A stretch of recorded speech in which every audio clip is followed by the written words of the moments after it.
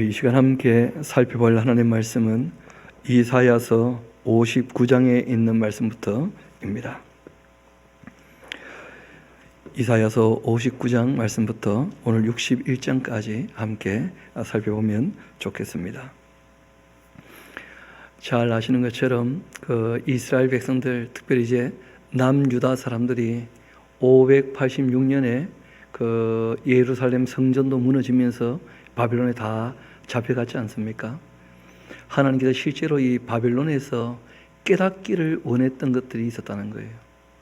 제일 중요한 것은 뭐냐면 그들이 하나님 앞에 죄를 지었기 때문에 하나님께 징계를 받았다는 것을 인식을 해야 돼요. 모든 것의 이 시작은 내가 죄인이다 하는 것을 자복해야 회개하게 되어지고, 회개할 때 여러 가지 내용들이 나오는 것이죠. 무엇을 버리고 어디로 돌아가야 되는지. 그래서 그 모든 것에 앞서서 하나님 말씀하신 그 말씀 앞에 우리가 죄인이다 하는 것을 깨닫게 되어야 하는데, 그 59장의 내용이 하나님께서 지적하시는 그 죄와, 그리고 이제 이 죄에 대하여 깨닫게 되었던 그 백성들은 다 깨닫지를 못한 것 같아요, 보니까. 그러나 이 예언자는 하나님 말씀을 알아듣고 깨달아서 하나님 앞에 자신의 마음을 피력하기도 하고, 또 그 시대에 대하여 안타까워하는 그런 내용들이 이 59장에 기록되어져 있습니다. 우리 한번 58장 이어 보도록 합시다. 여호와의 손이 짧아서 구원하지 못하심도 아니고, 하나님께서 귀가 둔하여 도와달라 또는 건져달라, 구원해달라 하는 말씀을 듣지 못하시는 것도 아니다. 왜 너희가 그렇게 큰 어려움을 당하고 있는가 하면, 오직 너희의 그 죄악이 너희와 너희의 하나님 사이를 갈라놓았기 때문에, 너희의 그 죄가 그의 얼굴을 가리어서 너희에게서 듣지 않으시게 하고 있다.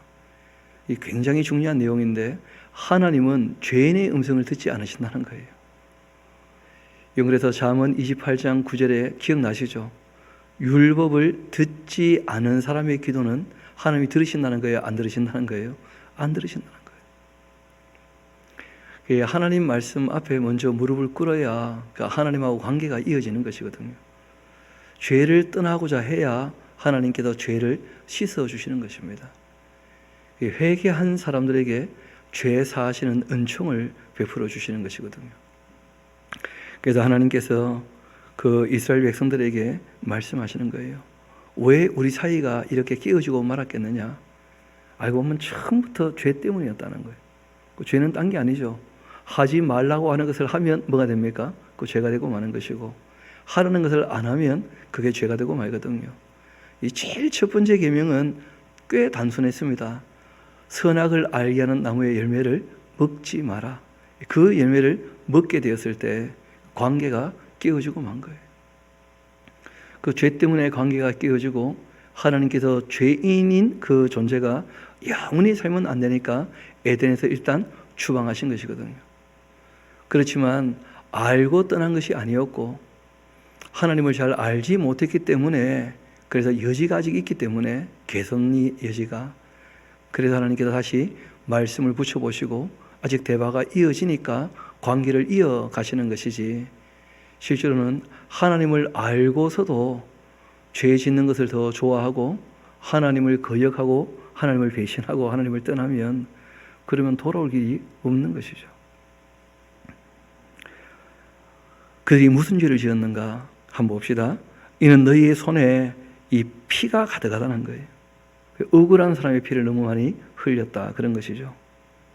또 너희 손가락이 죄악에 더러워졌다.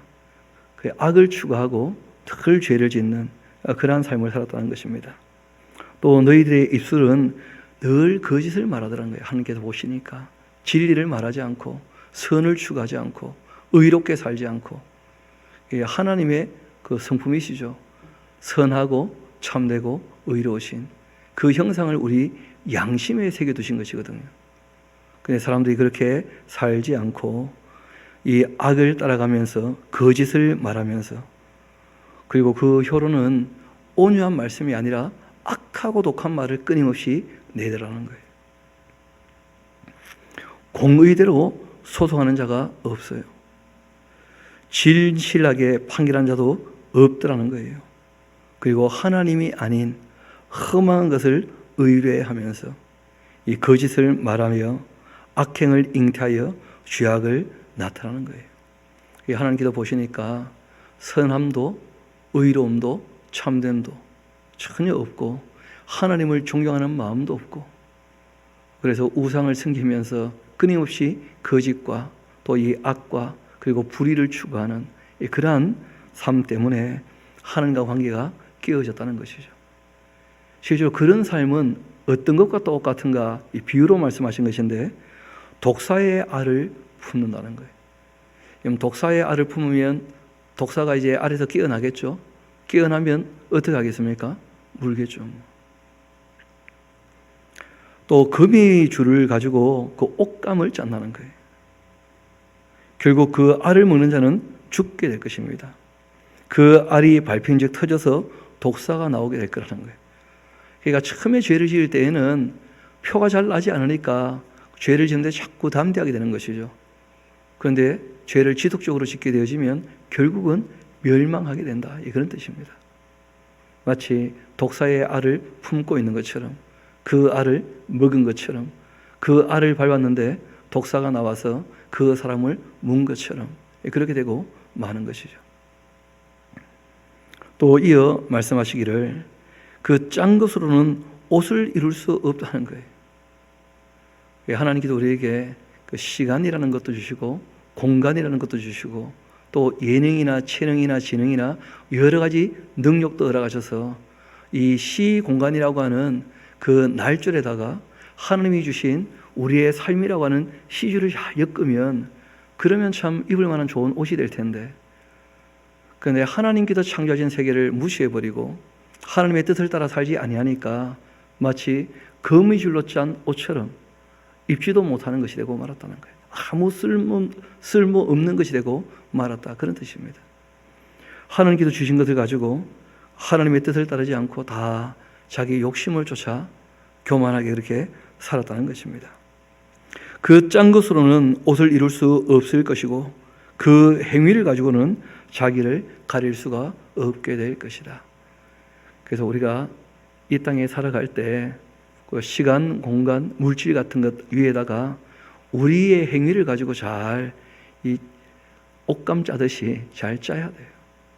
그렇게 잘 짜져야 하나님께서 쓸만한 것이 되는 것이지, 그러지 않으면 아무 의미가 없는 것입니다.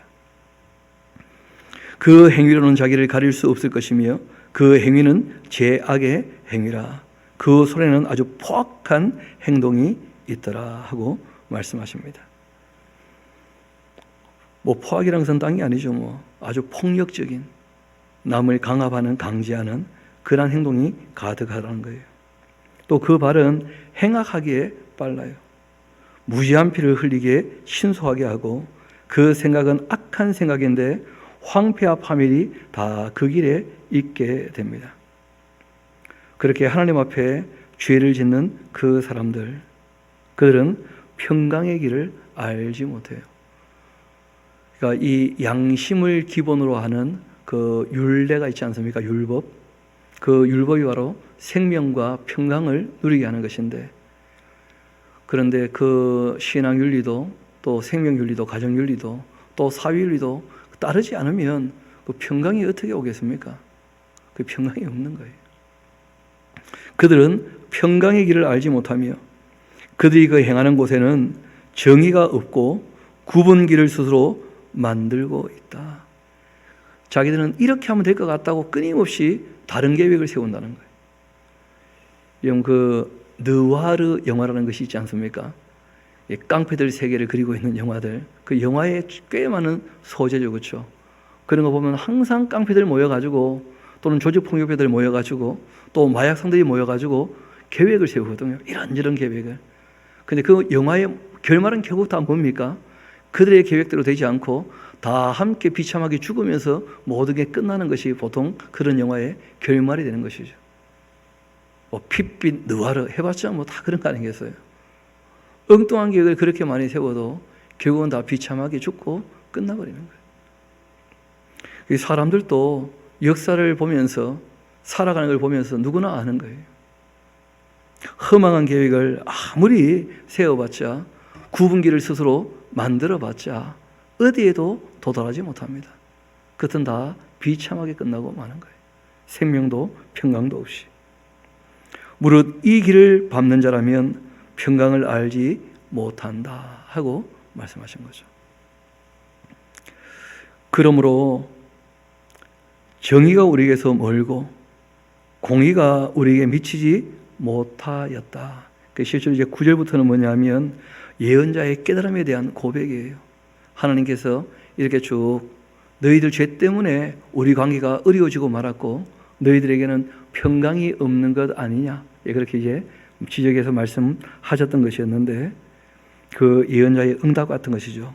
그러므로 정의가 우리에게서 멀고 공의가 우리에게 미치지 못한즉 우리가 빛을 바라고 있지만 그러나 어둠뿐이고 밝은 것을 바라지만 캄캄한 가운데 행하고 있다는 거예요. 왜냐하면 깨달은 사람이 너무 소수라는 거예요. 너무. 지금 이 예언자는 깨달았거든요. 그래서 바르게 하려고 하지만 대세가 따라와 주지 않는 거예요. 대세가 전혀. 우리가 맹인같이 그 담을 더듬으며 눈 없는 자같이 두루 더듬으며 낮에도 황혼때같이 넘어지니 우리는 강장한 자 중에서도 죽은 자 같은지라. 이 번역이 조금 어렵게 되었는데 그러니까 겉보기에는 다 건강해 보여도 강건해 보여도 실상은 다 죽은 사람이나 마찬가지다. 그런 뜻이에요. 사람들 겉보기에는 다 이렇게 저렇게 잘 사는 것처럼 보이지만 실상 그 속내에 들여다보면 내가 왜 사는지, 정말 이렇게 해도 괜찮은지, 이게 내 길이 맞는지, 늘 사람들이 아무런 삶의 방향성 없이 그렇게 살아가는 것 지금도 볼 수 있거든요. 지금도. 우리가 곰같이 부르짖으며 비둘기같이 슬피 울며 정의를 바라고 있지만 없고 구원을 바라고 있지만 우리에게서 너무 멀지 않는가. 참 예언자가 안타까워하는 거죠. 바벨론에 잡혀가서 그렇게 세월이 지났는데 실제로 하나님 앞에서 자신들의 죄악을 깨닫고 돌이키는 사람들이 그리 많지 않다는 것을 알았을 때 이분이 참 마음 아파하시는 거예요. 이 예언자가. 이어봅시다. 이는 우리의 허물이 주의 앞에 심히 많으며 우리의 그 죄가 우리를 쳐서 증언하고 있는데 이는 우리의 그 허물이 우리와 함께 있음이니라. 우리의 죄악을 우리가 아나이다. 우리가 여호와를 배반하고 속였고 우리 하나님을 따르는 데에서 돌이켜 포악과 이 패역을 말하며 거짓말을 마음에 잉타하여 나왔는데 정의가 다 뒤로 물리침이 되었고 공의는 멀리 섰고 성실함이 거리에 다 엎드러져 버리고 정직이 나타나지 못하는도다. 이렇게 성실함이 다 없어져 버리니까 악을 떠나는 자가 탈취를 당하는 도다 하면서 이 예언자가 외치는 게 뭐냐면 몇 사람은 깨달았잖아요. 그렇죠? 예언자도 깨닫고 그래서 예언자가 참되게 선하게 의롭게 살려고 애를 써보는 거예요. 그런데 애를 써보는데 그렇게 참된 것, 선한 것, 의로운 것에 성실한 사람이 너무 없으니까 오히려 악을 떠나 살지만 그런 사람들이 더 큰 피해를 입게 되는 거예요. 탈취를 당하다는 거예요. 여러분 그 기세라는 게 있거든요. 기세. 그 좋은 기세가 올라오면 뭐 그런 게 있지 않습니까? 여러분 그 농사를 짓는 분들도 보면 잡초가 이렇게 기세를 부리기 전에 그 벼나 작물이 먼저 탁 기세를 잡아버리면 그러면 이제 거기에 잡초가 잘 자라지 못한다 그러죠. 근데 오히려 잡초가 기세를 잡아버리면 아무리 뽑아도 그 작물이 더 약하니까 기운이 그러니까 뭐 힘을 못 쓰는 거예요. 그런 것처럼 이 선하고 의롭고 참된 것을 추구하는 사람들이 너무 적으니까 하나님 앞에서 죄를 깨닫고 돌이키는 사람이 너무 적으니까 악을 떠난 사람들이 오히려 탈취를 당하면서 성실히 살고자 하는 사람들도 점점 낭망하게 되는 거예요. 바르게 살아서 뭐 하겠는가? 이렇게 해서 뭐가 되겠는가? 그러면서 점점 낭망하게 되죠. 여러분, 신약에 와서도 똑같은 말씀들이 참 여러 번 반복되어 있습니다. 선을 행할 때 이 땅에서 낙심하지 말라 하는 권유가 굉장히 많이 나와요. 그 이유는 딴 게 아니고 이 세상의 그 대세라고 하지 않습니까? 그 세상이 악하니까 선을 행하다가 낙심되기가 참 쉽다는 거예요. 바빌론에서 교육을 받았음에도 불구하고 그렇다는 거예요. 바벨론에서 교육을 받았는데. 15절 다시 한번 봅시다. 참 가슴 아픈 얘기죠. 성실이 없으심으로 악을 떠나는 자가 오히려 탈취를 당하고 마는구나. 그렇게 이제 이야기를 합니다.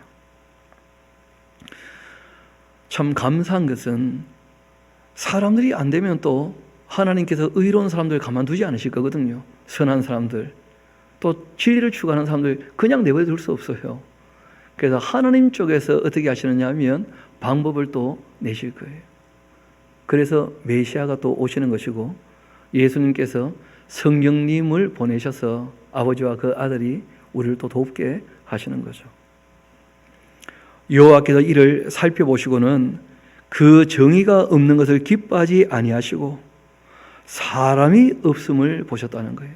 하나님과 그리고 이제 이 악한 사람들 사이를 이어줄 만한 사람이 전혀 없다, 이런 것을 보셨다는 거예요. 왜냐하면 우리가 상대적으로 의롭다고 해도 온전한 사람도 잘 없을 뿐더러 일단 능력이 다 부족하니까 하고 싶어도 안 되는 게 너무 많잖아요. 바르게 하고 싶어도 우리가 무슨 말이 누가 하기 어떻게 통하겠습니까? 그런 거죠. 그래서 하나님께서 보셔도 사람이 없고 중재자가 없어요. 그걸 이상하게 여기시면서 그 다음 아주 중요한 내용이니까 주셔야 되겠죠. 자기의 팔로 스스로 구원을 베푸시며 자기의 공의를 스스로 의지하셔서 그 공의를 갑옷으로 삼으시며 구원을 자기의 머리에 서서 투구로 삼으시며 보복을 속옷으로 삼으시며 열심을 입어서 겉옷을 삼으셨다는 거예요. 그러니까 하나님께서 누구를 보내실 겁니까? 구원자를 보내실 거예요. 그런데 꼭 성경이 우리에게 얘기하시는 것을 기억해야 될 것이 있는데, 구원자인 동시에 심판주라는 것도 기억하라는 거예요. 하나님께서 구원의 은혜를 베푸시는데 그것도 받아들이지 아니하면 그럼 그것이 곧 뭐가 됩니까? 심판이 되고 마는 것이죠. 그래서 말씀하실 때 다시 한번 17절 읽어드릴게요. 공의를 갑옷으로 삼으시며 구원을 자기의 머리에 써서 투구로 삼으시며 보복을 속옷으로 삼으시며 열심을 입어 겉옷으로 삼으신다. 구원자가 곧 심판주가 되신다. 그리고 무엇보다 그들의 행위대로 어떻게 하신다고요? 갚으신다는 거예요. 여러분, 이전까지는 하나님께서 한 나라를 제사장 나라로 삼으셔가지고 일하기를 원하셨지 않습니까? 그런데 이제 바벨론 포로로 가서 돌아올 때쯤 되어지면 각 사람이 행하는 대로 하는 쪽으로 많이 분위기가 바뀝니다. 그리고 잘 아시는 것처럼 신약으로 넘어오면 더 이상 집단으로 되는 게 아니죠. 각 사람이 어떻게 해요? 행하는 대로. 각 사람이 행하는 대로. 그래서 그들의 행위대로 갚으시되 그 원수에게는 분노하시며 그 원수에게는 보복하고 응징하시며 섬들에게는 보복하실 것이다.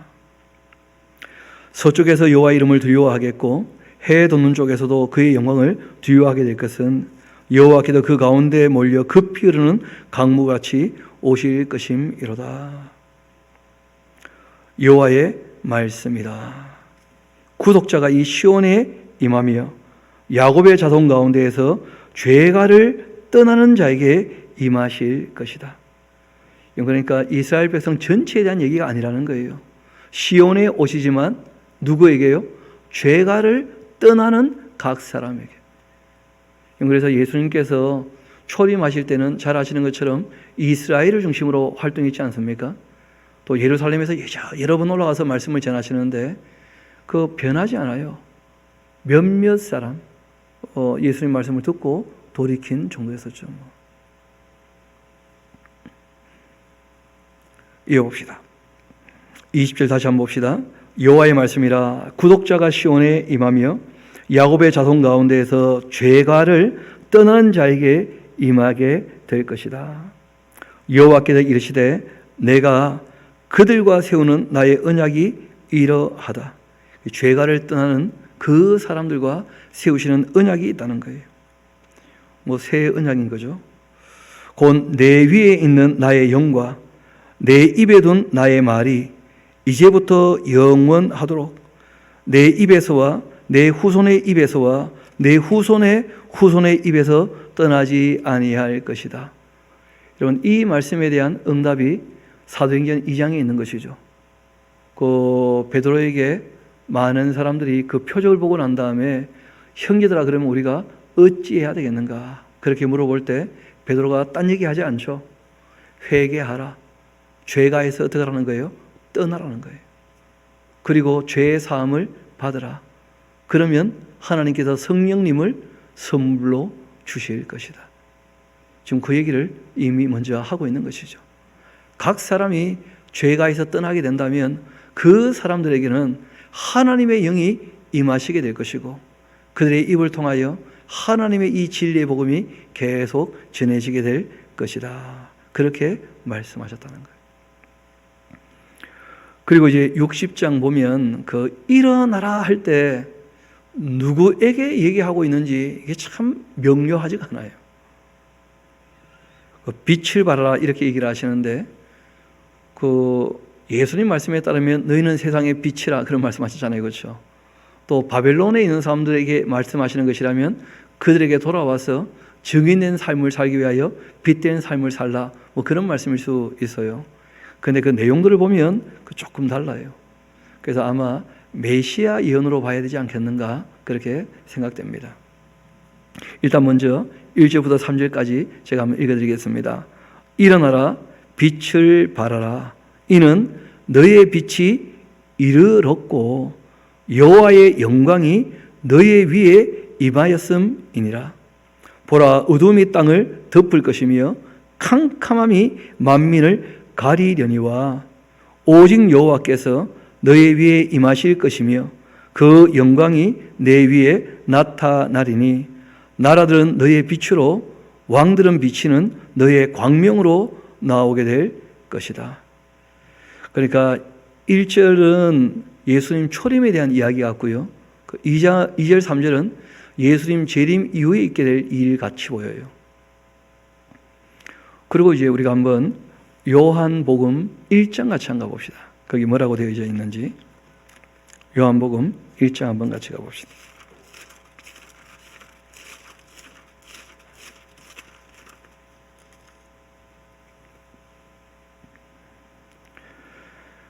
예수님을 소개할 때 4절부터 한번 볼까요? 그 안에 생명이 있었으니 이 생명은 사람들의 빛이라. 이 빛이 어둠에 비치되 어둠이 깨닫지 못하더라.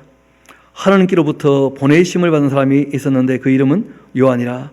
그가 증언하러 왔으니 곧 빛에 대하여 증언하고 모든 사람이 자기로 말미암아 믿게 하려 함이라. 요한은 이 빛이 아니었다. 요한은 바로 이 빛 예수님에 대하여 증언하러 온 자다.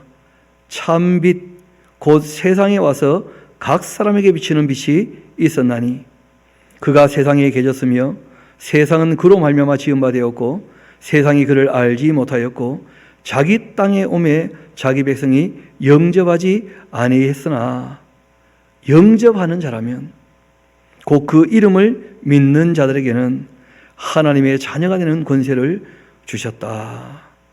이것은 무슨 혈통에 대한 것도 아니고 이 육정으로나 사람의 뜻으로 된 것도 아니다. 오직 하나님께로부터 난 자들만이 그 빛을 비추임을 받게 되는 것이다. 빛의 비추임을. 그렇게 요한이 증언하고 있는 것이죠. 우리 또 요한복음 이왕 왔으니까 3장 같이 한번 가봅시다. 거기 뭐라고 말씀하고 있는지. 요한복음 3장입니다.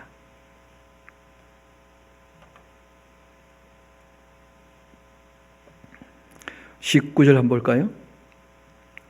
그 정죄는 이것이니 곧 빛이 세상에 왔으되 사람들이 자기 행위가 악함으로 빛보다 어둠을 더 사랑한 것이니라. 악을 행하는 자마다 빛을 미워하여 빛으로 오지 아니하나니 이는 그 행위가 드러날까 함이고 진리를 따르는 자는 빛으로 오나니 이는 그 행위가 하나님 안에서 행할 것임을 나타내려 함이라. 그렇게 말씀하신 거예요. 그러니까 여기서 얘기하는 이 빛이라고 하는 것은 그 은혜의 빛이고 사랑의 빛이고 진리의 빛이고 생명의 빛이고 그런 것이죠.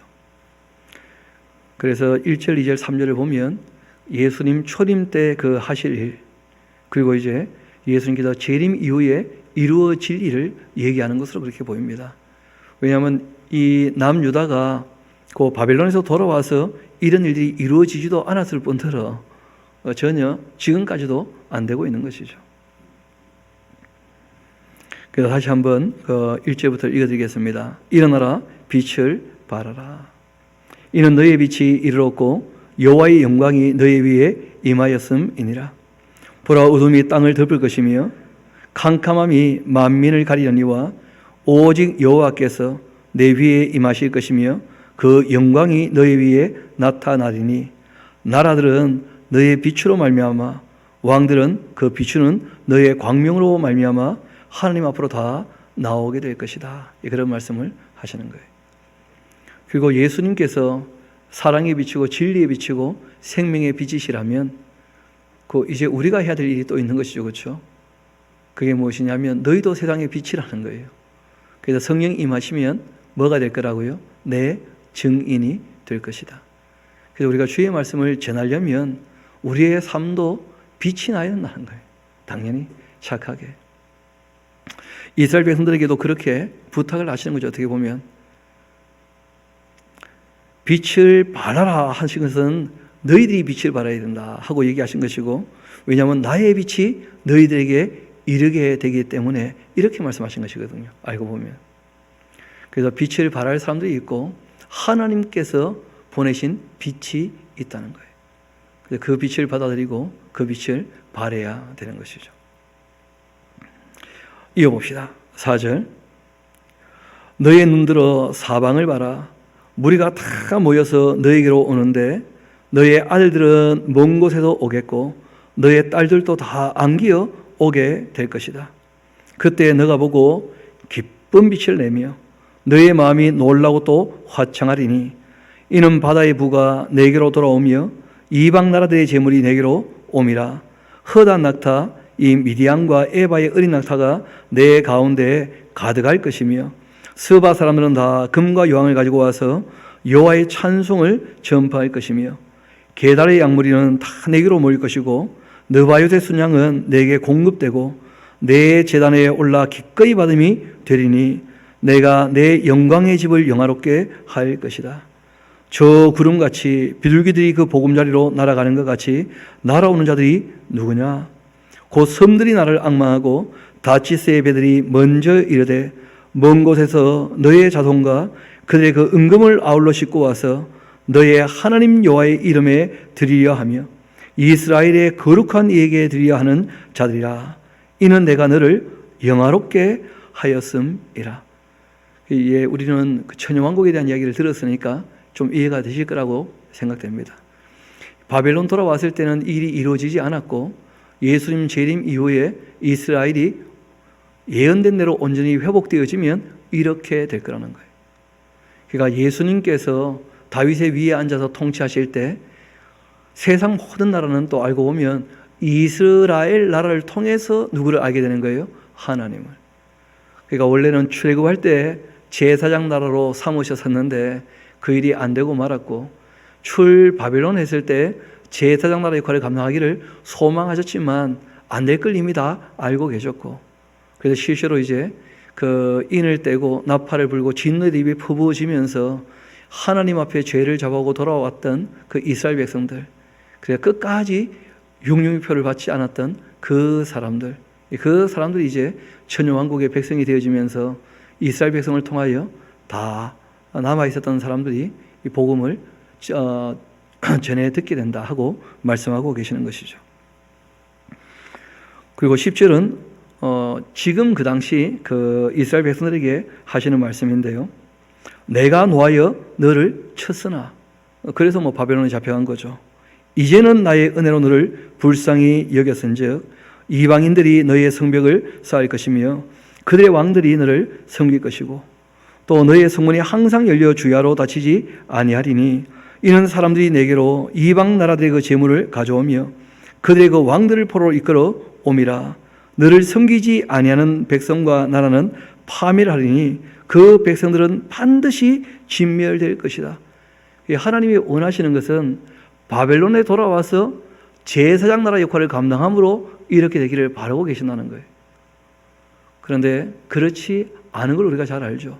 그래서 실제로 하나님께서 바라시는 궁극적인 회복은 전부 다 천년왕국에 가서야 이루어지게 될 겁니다. 우리도 그런 거 있지 않습니까? 아이들 안 될 걸 뻔히 아는데 바라는 얘기들 할 때가 있습니까? 없습니까? 바라는 얘기들 할 때가 있거든요. 이렇게 살아라 하면서 속으로는 말한다고 되겠나 하는 마음들이 있거든요. 어떻게 보면. 그래도 이제 그 말씀을 언젠가 깨닫고 돌이키게 되어졌을 때 그때 하나님께서 도우셔서 이루실 것이 있다는 거예요. 그래서 궁극적인 회복은, 이스라엘의 궁극적인 회복은 다 천년왕국 가서 이제 이루어지게 될 건데, 하나님께서 바벨론에서 돌아올 때에도 그 하나님의 그 소원을 그들에게 이렇게 나타내시는 거예요. 이어봅시다. 12절, 너를 섬기지 않는 백성과 나라는 파멸하리니 그 백성들은 반드시 진멸될 것이다. 레바논의 영광 곧 이 잣나무와 소나무와 황양목이 함께 내게 이르러 내 거룩한 곳을 아름답게 할 것이며 내가 나의 발둘 곳을 영화롭게 할 것이라. 너를 괴롭히던 자의 그 자손이 몸굽혀서 너에게 나오며 너를 멸시하던 모든 자가 너의 발 앞에 엎드려 너를 일컬어 여호와의 성읍이라. 이스라엘의 거룩한 이의 시온이라. 산성이라 그렇게 할 거라는 거죠. 요새. 전에는 너가 버림을 당하며 미움을 당하였으므로 너에게로 가는 자가 없었지만은, 그러나 이제는 내가 너를 영원한 아름다움과 대대의 기쁨이 되게 하리니 너가 이방 나라들의 젖을 빨고 문 왕의 그 젖을 빨고 나 여호와는 너의 구원자, 너의 구속자, 야곱의 전능자인 줄을 알게 될 것이다. 내가 금을 가지고 노를 대신하며 은을 가지고 철을 대신하며 노수로 나무를 대신하며 철로 돌을 대신하며 화평을 세워 관원을 삼으며 공의를 세워서 감독으로 삼으리니 다시는 이 강포한 일이 내 땅에 들리지 않을 것이고 황폐와 파멸이 내 국정 안에 다시 없을 것이며 너가 너의 성벽을 구원이라 너의 성문을 찬송이라 그렇게 부를 것이다. 참 하나님께서 소원을 담아서 말씀하시는 내용들인데 출 바벨론 때도 바라시지만 그 안 되고 마는 것이고 천년왕국 가서야 정말 온전한 회복이 다 이루어지는 것입니다.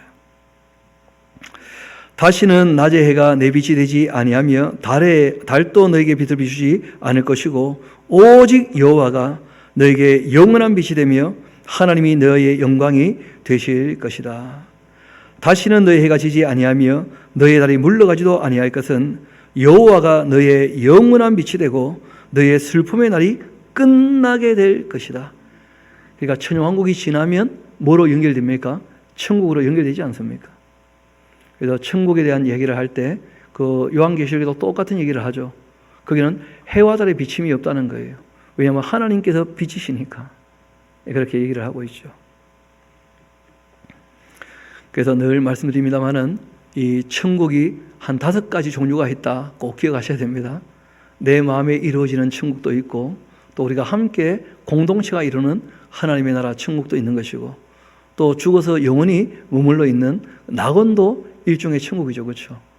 그리고 또 이 땅에 이스라엘을 중심으로 해서 회복되어지는 그 천년왕국도 이 천국인데, 그런데 이런 이 하나님의 나라 천국은 다 임시적인 거라는 거예요. 임시적인 것. 내 마음의 천국은 내가 죽으면 끝나는 거 아니겠어요? 또 공동체도 공동체가 있을 때만 가능한 것이고, 우리가 공동체 생활을 해보면 알겠습니다만은 들고 나는 사람들 계속 바뀝니까? 안 바뀝니까? 그 계속 바뀌지 않습니까? 그 공동체의 특성이거든요. 또 낙원이라고 하는 것도 부활하기 전까지만 있는 것이지, 그 마지막 나팔에 부활하면 낙원도 어떻게 되는 거예요? 영원히 머물던 낙원도 끝나는 것이고, 천년왕국은 처음부터 유통기간이 얼마입니까? 천년이니까. 그래서 궁극적으로 영원한 하나님 나라는 아직 만들어지지 않았습니다. 하나님께서 계시는 하나님 나라야 원래 영원한 것이니까요. 그런데 새 예루살렘이 중심이 되어지는 그 하나님의 나라, 그건 교회도 지금 지어져 가고 있는 것이니까 하나님께서 예정하신 대로 그 다 만들어지겠죠. 우리가 가게 될 궁극적인 하나님의 나라, 그 나라는 지어져 가고 있는 것입니다. 거기에 이제 천년왕국을 거쳐온 사람들도 다 들어오게 되는 것이죠. 그래서 천년왕국에 이어서 이스라엘의 온전한 회복을 이어서 다시는 하고 이제 말씀을 하신 거죠. 다시 한번 19절 봅시다. 다시는 낮의 해가 내 빛이 되지 아니하며 달도 너에게 빛을 비추지 않을 것이고 오직 여호와가 너에게 영원한 빛이 되며 너희 하나님이 너희 영광이 되실 것이다. 다시는 너희 해가 지지 아니하며 그리고 너희의 달이 물러가지도 아니할 것은 여호와가 너희의 영원한 빛 되고 그리고 너희의 슬픔의 날이 끝나게 될 것이다. 그리고 너희의 백성이 다 의롭게 되어서 영원히 땅을 차지하리니 그런 내가 심은 가지요 내가 손으로 만든 것으로서 나의 영광을 나타낼 것인즉 그 작은 자가 천명을 이루겠고 그 약한 자가 강국을 이루게 될 것이라. 때가 되면, 이거는 하나님께서 계획하신 거죠, 그렇죠? 그 때가 되면 나 여호와가 속히 이룰 것이다. 그렇게 이제 말씀하신 거예요. 하나님께서 하실 일이 있으시다는 거예요. 그래서 알고 보니까 하나님의 예정의 가장 기본적인 이 내용이 뭐냐면 영원히 사람들과 사랑을 나누시고자 천국을 만드시는 것을 예정하시고 그리고 이제 창조를 시작하셔가지고 이 역사가 시작되었다가 역사가 끝나면 그럼 이제 천국이 이루어지면서 하나님께서 예정하신 그 천국이 다 만들어지는 것이죠. 이왕 얘기가 나왔으니까 우리 요한계시록 한 곳 한번 가봅시다. 요한계시록 21장 같이 가봅시다.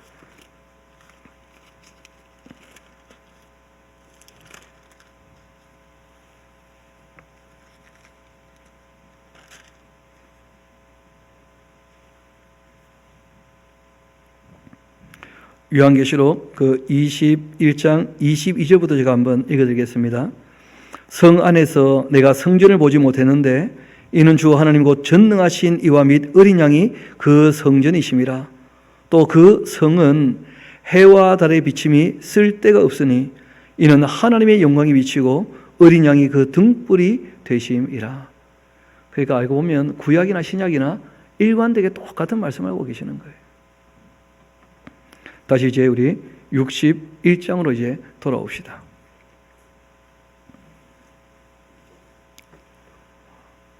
주 여호와의 영이 내게 내리셨으니 이는 여호와께서 내게 기름을 부으사 가난한 자에게 아름다운 소식을 전하게 하려 하심이라.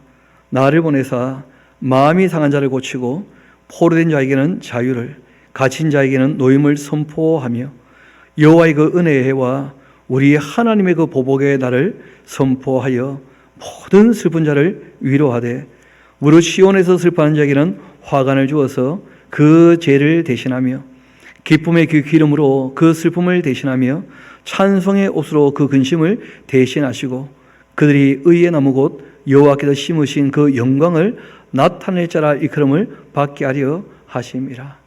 그러니까 예수님께서 초림과 재림에 대하여 얘기를 쭉 하셨던 메시아 예언 중에 아주 유명한 예언이죠.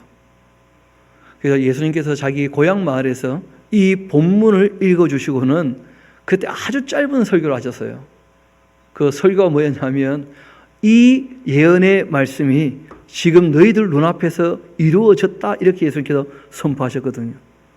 바꿔 말하면 예수님 본인이 구약에 예언된 누구라는 거예요? 메시아이시다. 그렇게 이제 선포를 하셨는데, 근데 고향 마을에서 맞아 죽을 뻔했죠 그때. 그 신성 모독으로 얘기해가지고. 그래서 말씀드리듯이 예수님 초림 때 안 되는 이유가 있었다는 거예요. 하나님 말씀을 알지 못하고 하나님의 사랑을 깨닫지 못했기 때문에 그 사랑을 이 땅에 확실히 보이신 그 예수님을 알아보지 못했다는 거예요. 그래서 예수님 재림 이후에나 이제 비로소 알게 되는 것입니다. 그래서 예수님 그 기름 부음을 받으신 메시아이신데 그 공생애를 시작하실 때 잘 아시죠? 세례 받으실 때 성령이 비둘기처럼 그 위에 뭉으셨던 그 일이 있었습니다. 하나님께서 무엇을 하기를 원하셨는가? 가난한 자에게 아름다운 소식을. 그래서 예수님께서 가난한 자는 복이 있나니 천국이 바로 그들의 것이다. 그렇게 선포를 시작하셨죠. 또 나를 버리사 마음 상한 자 고치시고, 그 애통하는 사람들 왜 애통하게 됩니까? 그 자기는 의롭게 살고 싶은데 불의한 것이 너무 강한 거예요. 선하게 살고 싶은데 악하게 너무 강한 거예요. 참되게 살고 싶은데 거짓이 너무 강한 거예요. 그러니까 이제 늘 괴롭고 아픈 거죠, 마음이. 그래서 그들을 다 위로해 주실 것이다. 또 그 억울함을 다 신원 풀어 주실 것이다. 그렇게 약속하신 겁니다. 또 포로된 자에게는 자유를, 갇힌 자에게는 노임을. 알고 보면 다 죄의 포로가 되어 있는 것이고 다 사망에 어떻게 되어 있습니까? 갇혀 있는 것이니까 우리를 죄와 사망에서 건져내신 분이 바로 예수님이시죠. 그리고 2절을 다시 한번 봅시다. 늘 말씀드리지만 구원자가 심판주이기도 하시다. 여호와의 은혜의 해와 그 은혜를 받아들이지 아니하면 그러면 하나님의 보복을 당하게 된다는 거예요. 동시에 선포하는 것이죠. 항상 복과 저주, 생명과 그리고 사망, 영생과 영벌, 천국과 지옥. 이거는 동시에 있는 거예요. 동시에. 그래서 진리의 빛을 비추는데 그 빛 가운데 거하기를 원치 않으면 그 자체가 뭐가 된다는 거예요? 심판이 된다는 거예요. 하나님께서 원하시는 것은 심판을 원하지 않으시거든요. 그런데 하나님의 은혜에 참여하지 않게 되면 그러면 보복을 받을 수밖에 없는 것이죠. 그래서 모든 슬픈 자를 위로하되, 왜냐하면 악이 관영한 세상이니까. 무릇 시온에서 슬퍼하던 자에게는 화관을 주어서 그 죄를 대신하여 기쁨의 기름으로 그 슬픔을 대신하며 찬송의 옷으로 그 근심을 대신하고 그들의 그 의의 나무 곧 여호와께서 심으신 그 영광을 나타내시라 일컬음을 받게 하려고 하신 것이다. 그래서 예수님 초림 때 시작을 했고 예수님 재림 때 어떻게 된다는 겁니까? 완성될 거라는 거예요. 그들은 오래 황폐하였던 곳을 다시 쌓을 것이며 예부터 무너진 곳을 다시 일으킬 것이며 황폐한 성읍 곧 대대로 무너져 있는 것들을 중수할 것이고 의인은 서서 너희 양떼를 칠 것이며 이방 사람은 너희 농부와 포도원지기가 될 것인데 그러나 오직 너희는 여호와의 제사장이라. 참 하나님 한번 말씀하신 것 거두어 가는 것 잘 안 하시는 것 같아요. 그렇죠? 애굽에서 불러내실 때 신의 산 언약의 내용이 딴 게 아니었죠. 온 세계는 내 것이니까 너희가 내 말을 잘 듣고 내 말을 지켜서, 그 이스라엘 백성들에게 하신 말씀 아닙니까? 하나님의 소유가 되어서 제사장 나라가 되면 참 좋겠다. 그랬는데 아시는 것처럼 그 일이 되었습니까? 안 되었습니까? 안 되고 말았잖아요. 그 사사기만 봐도 내가 이 땅을 너에게 주기로 했지만 이제 너희들 하는 거 보니까 안 되겠다. 그래서 그만두자. 그렇게 이제 말씀하시는 내용도 보게 됩니다. 그리고 또 이 바빌론에 잡혀갔을 때 잘 아시는 것처럼 에스겔서 그 40장부터 48장까지 내용이 딴 게 아니었잖아요. 하나님께서 생각하시는 새 예루살렘, 두 번째 지어질 예루살렘의 그 위용을 보여주시면서 정말 너희가 지었던 죄를 부끄러워하고 하나님께 돌아와서 하나님의 일을 하기를 원한다면, 증인된 삶을 살기를 원한다면 내가 제사장 나라로 삼아줄 마음이 있다. 그렇게 하나님께서 자신의 소원을 피력했지만 그러나 그거는 안 되고 말았다는 거 우리가 다 잘 알고 있지 않습니까? 그런데 결국은요, 하나님께서 하신다는 거예요. 어떻게 하시는가? 천년왕국 때 이스라엘 나라가 뭐가 된다는 거예요? 하나님의 제사장 나라가 되어가지고 주변 모든 나라들에게 하나님이 어떤 분인지 그때 이스라엘 나라를 통해서 알려지게 된다는 거예요. 이유는 뭐 단순하죠. 예수님께서 마지막 나팔에 구름 타고 오실 때에 낙원에 있는 사람들은 부활하고 또 하나님을 제대로 알고 있었던 사람들은 인침받았던 사람들은 그때 다 휴거해 버리지 않습니까? 그러고 난 다음에 다시 하나님을 알게 되는 것이니까, 그러니까 당연히 이스라엘 백성들을 통해서 하나님을 알게 되는 거죠. 이 천년왕국에서는. 그렇게 말씀하시죠. 우리 6절 다시 봅시다. 오직 너희는 여호와의 제사장이라 그렇게 일컬음을 받을 것이라.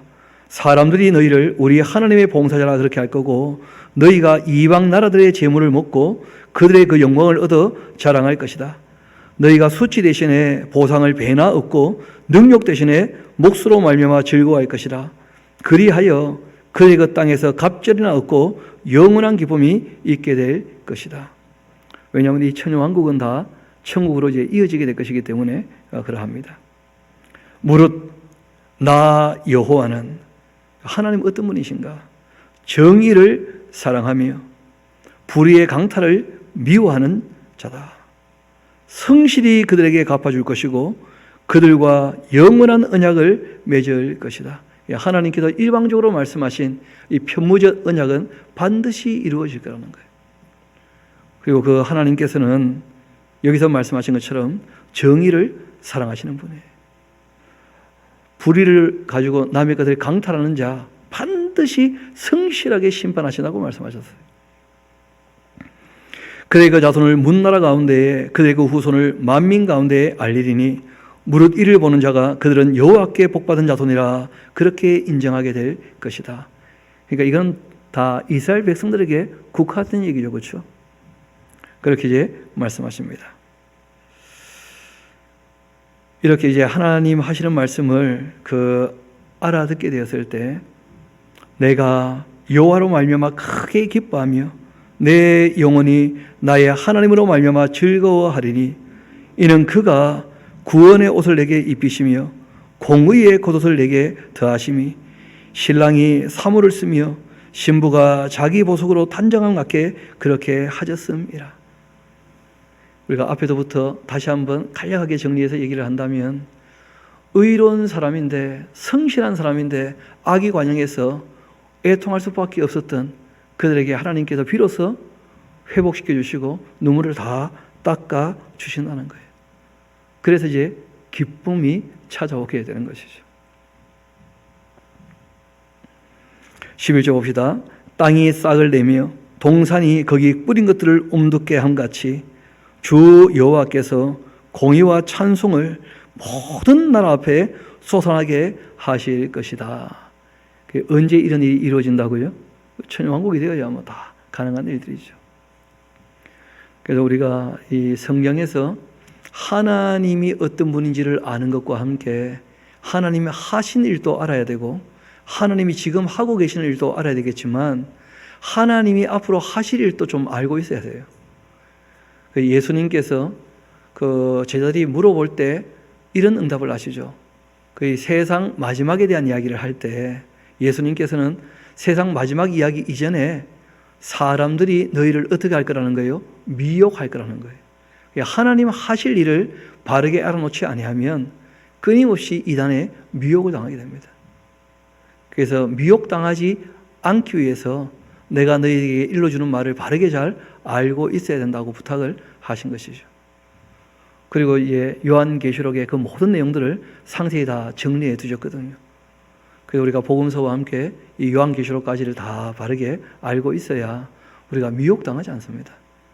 지금 교회가 왜 이단들에게 이렇게 휘둘리느냐? 이단은 잘못 알고 있어도 안다고 얘기를 하니까 요한계시록을. 교회는 아예 그냥 열어보지도 않으니까. 그러니까 참 어려워지고 만 거예요. 그래서 우리가 다시 하나님 말씀을 바르게 배워 알 때 끝까지 바르게 알게 되면 전혀 어렵지 않을 겁니다.